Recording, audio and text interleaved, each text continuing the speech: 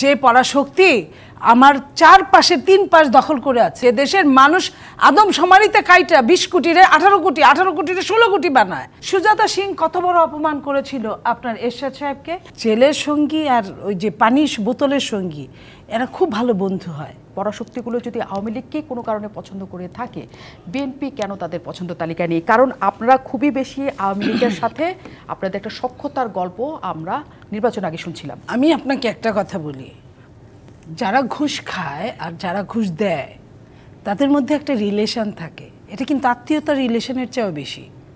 কিংবা বলে না যে জেলের সঙ্গী আর ওই যে পানির বোতলের সঙ্গী এরা খুব ভালো বন্ধু হয়।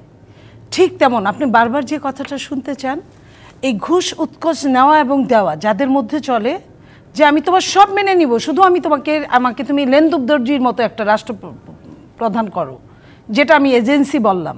তো যে পরাশক্তি আমার চারপাশে 3 পাশ দখল করে আছে, 3 পাশ দখল করে না, তাদের জায়গায় তারা আছে। একটা ভৌগোলিক অবস্থানে 4 ভাগের 3 ভাগ যদি এমন একটা দেশ থাকে যে দেশের জনসংখ্যা 150 কোটির মতো, যে দেশ পৃথিবীর একটা অন্যতম দেশের অন্তর্গত, কি রাজনীতিতে কি অর্থনীতিতে তারা গরিব, কিন্তু অর্থনীতিতে আবার তারা স্ট্রংও আছে। যারা ধনী তো ধনী, এবং তারা পৃথিবীতে এক জায়গায় অন্ততপক্ষে সাউথ এশিয়ায়, দক্ষিণ এশিয়ায় তারা একটা সিরিয়াস তাদের অবস্থান আছে। সেইখানে বাংলাদেশের মতো 56,000 বর্গ মাইল, সেটাও আবার দখলে আরও 50,000 আছে কিনা আমার সন্দেহ আছে। সেইখানের মানুষের চেয়ে যে দেশের মানুষ আদম সমারিতে কাইটা 20 কোটিরে 18 কোটি, 18 কোটিরে 16 কোটি বানায়, 17 কোটি বানায়। আপনি মুখ দিয়ে যত কথাই বলেন আমার ওই যে 30 লক্ষ আর 3 লক্ষ মারা যাওয়ার মতো, মুখ দিয়ে যত বলবেন আমার এত ক্ষতি হয়েছে, আপনি বলবেন আপনার লোক কই, আপনি তো নিজেই আদমশুমারিতে বলছেন আপনার এত আছে।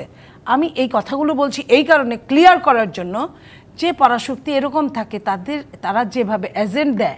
আমি আবারও সিকিমের কথা বলছি, আবারও আহমেদাবাদের কথা বলছি, হায়দরাবাদের কথা বলছি, কিভাবে তারা দখল করে নিছে বাংলাদেশের মানুষগুলো। এবং আজকের নতুন তরুণ প্রজন্ম, তরুণ ভোটাররা, তারা অন্তত পক্ষে গুগলে সার্চ দিলে, ম্যাপে সার্চ দিলে তারা জানতে পারবে যে তারা কিভাবে কুক্ষিগত করে।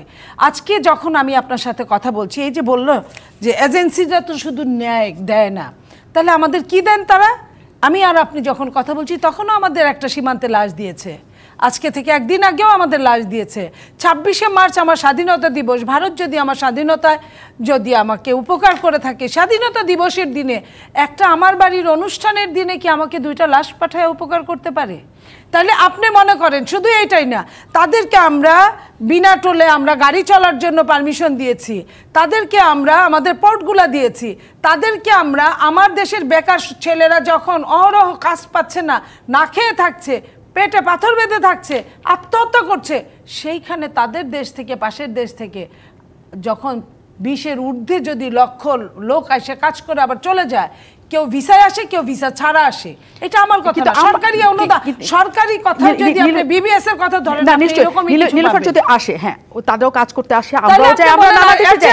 নীলুফার যদি আমি শুধু একটা কথা বলি, যত কিছুই থাকুক, তারা যতই তাদের এজেন্টকে ক্ষমতায় রাখার চেষ্টা করুক, এই দেশের যে কথাটা শুরু থেকেই আসছে, যদি রাজনৈতিক দল, দেশের জনগণ চায় যে আমরা আমাদের সরকার নির্ধারণ করব, আমরা ঠিক করব কে কি করবে না করবে, তাহলে কেউ আসলেও এই দেশের জন্য পারে কিনা, যতই যা করতে চাও।